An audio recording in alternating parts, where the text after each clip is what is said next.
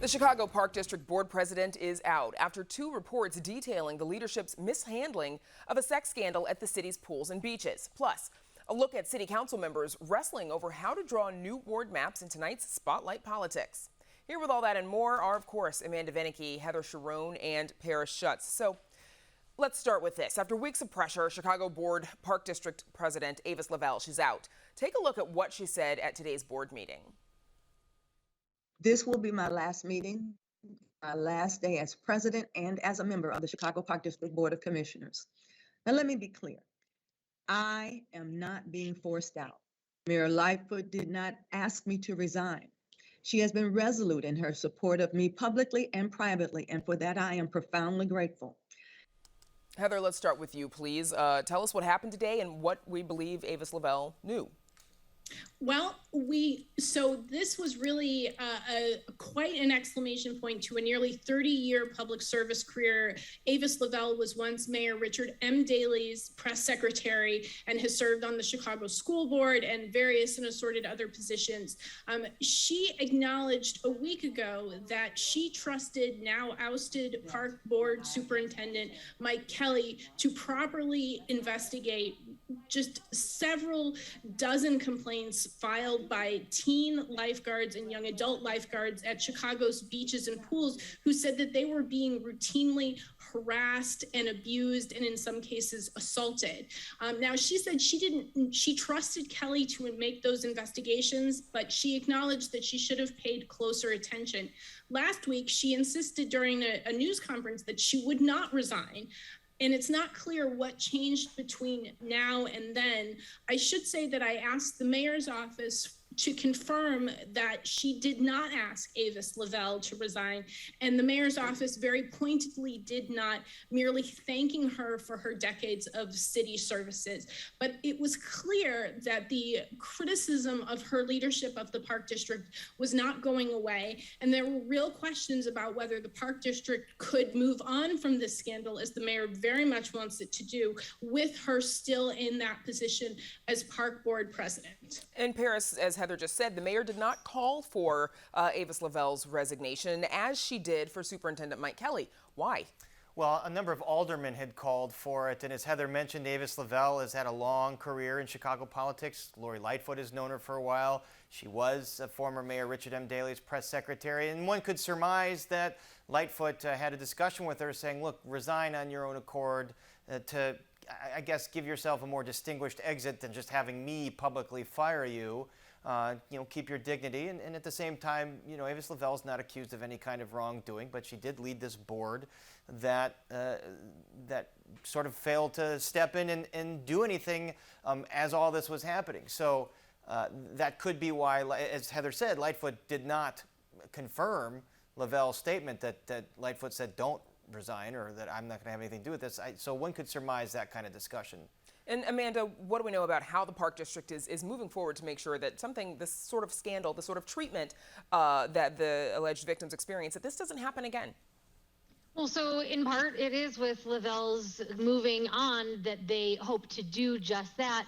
There's reporting of board members who say they're frustrated that Lavelle did not communicate with them this situation. And in her resignation, Lavelle said, it is not the fault of the rest of the board. While she said, I take responsibility, though she did say that she believes that going forward, the investigation will prove that she acted in a responsible fashion with integrity. She made a point to say the rest of the board didn't know, and the board members, again, seem to be very frustrated that they were caught unawares of all that was going on.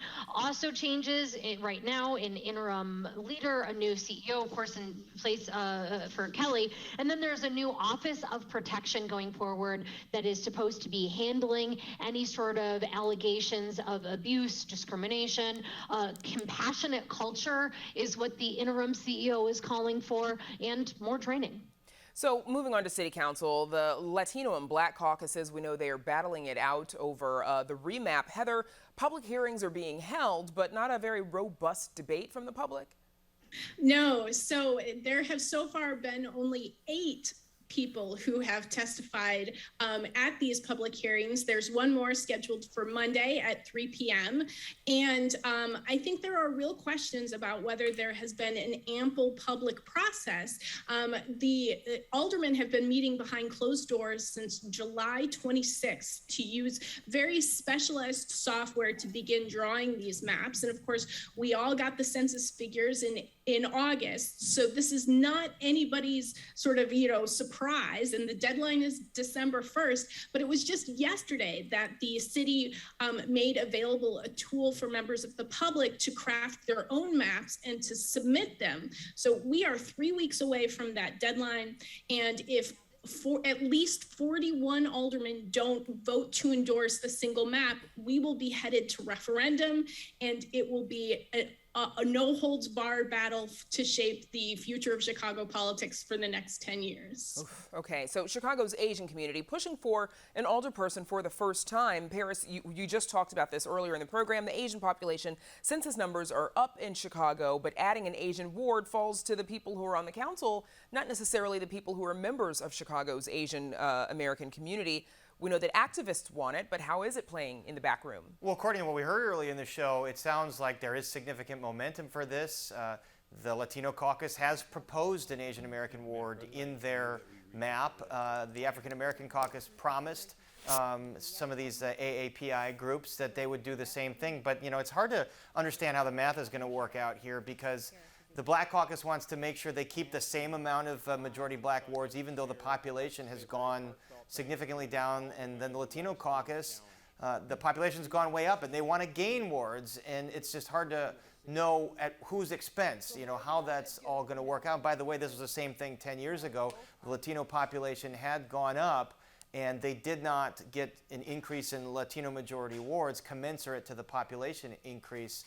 So this is an arm wrestle, as you've seen on Chicago Tonight. We've had some of the older people on discussing it, and let's also mention that there's that people's map out there that if 10 older people decide that this outside group that did this, good government groups did this, that if they support this, then that goes to referendum. And the AAPI guest talked about the importance of not breaking up neighborhoods, and that's kind of the thing that this people's group takes into account. As I said earlier today, Englewood is split up into 5 wards. That's not good public policy. That's hard for constituents to know who their representative is and for anything to get done. So meanwhile, something else we've all been watching today, the state's wealthiest man, hedge fund manager Ken Griffin, has promised to help fund whoever can beat Governor J.B. Pritzker. Amanda, both men are billionaires. What kind of money are we talking about, and what is Governor Pritzker's response? Money that I can't even fathom is what we are talking about. I'm not sure what this means. J.B. Pritzker, in order to become governor of Illinois, spent more than $170 million. Again, that doesn't really mean much to me. That's just a whole chunk of cash. What we don't really know at this point is what exactly Ken Griffin means by going all in. He has more billions than Pritzker, at least according to Forbes and their rankings of the richest individuals in the United States, including Griffin and Pritzker among them. But will he go dollar for dollar with Pritzker? Will Pritzker need to spend the sort of money that he did last time around, given that right now he has the incumbent's advantage, name recognition? He is, after all, the governor. And further, we don't, of course, know at this point who that GOP candidate is going to be, let alone the Republican field that is going to even be trying to take on Pritzker. So my guess is that how much money Griffin is willing to spend will depend in part who the GOP nominates. What I'll be watching for is Griffin going to, at this early stage, get behind one of the contenders, perhaps a contender who we don't even know is going to try to make a bid for the ballot yet. So clearly, he's not going all in on the 3 contenders that have announced, Gary Rabine, Darren Bailey, and Jesse Sullivan, at least not yet, which leads one to believe that you're forgetting Shrimp, by the way. And Shrimp. So that begs a question, is there someone else that wants to get in? Remember, Rodney Davis, a congressman, was on the show last night, Republican from downstate, saying he's going to make a decision on whether he runs for governor or runs for Congress again as soon as Governor Pritzker signs a map. Could that be the kind of candidate that Griffin wants to back? Or, there's been rumors of Kirk Dillard, the former state senator from the western suburbs. So you know, all that's going to be ironed out. Battle of the billionaires, everybody. So moving on, the Chicago Police Department canceling days off for CPD as it braces for civil unrest should there be a Kyle Rittenhouse verdict. Heather, any word so far about downtown security plans, and are they going to look something like what we saw last summer? So it's hard to tell. It looks like the jury won't get the case in the Kyle Rittenhouse case at least until Tuesday, and I think that the mayor and the police chief were worried that that would happen over the weekend. And of course, there are always different safety concerns over the weekend. You know, I think that the mayor learned the lessons of 2020 and that she would rather over-prepare rather than under-prepare, as she has been accused of doing in the past. So there's no doubt that she will be watching what this jury does very, very closely, as will the rest of the nation, it seems like. Meanwhile, Chicago's police superintendent David Brown wants the sergeant who led that botched raid in Anjanette Young's home, wants that sergeant fired. Paris, if the superintendent wants Sergeant Alex Walensky out, is that the last word? What happens next? No, I mean, there's a whole process, due process here, so that sergeant gets to appeal to the police board. Perhaps his union might back him up, lawyers might back him up and appeal and say, we disagree with the superintendent's finding. The superintendent found that he violated something like 8 different police codes when it dealt with this unlawful raid here on the home of social worker Anjanette Young. So there is a lot of due process, has to go before the police board, make his case, and then the police board has to determine that. Okay, Heather, we've got, about 20 seconds. What about the other officers who were involved in this raid? Well, the report from the Civilian Office of Police Accountability recommends discipline for a number of them, including the officer who first obtained the warrant. And COPA found that he didn't do enough diligence to determine whether the person they were looking for actually lived where they were raiding. And that report also details that even though the police did not have a so-called no-knock warrant, they did not knock and announce themselves and just basically busted into Anjanette Young's home, where of course she was changing after getting home from work, and she was left naked and handcuffed for somewhere in the neighborhood of 20 minutes while pleading for help, which of course roiled politics in Chicago and continues to do so. Yeah, absolutely. All of us probably remember that very emotional video that was captured on the police body cams. That's Spotlight. Amanda Vinicky, Heather Sharon, and Paris Schutz. Thanks, team.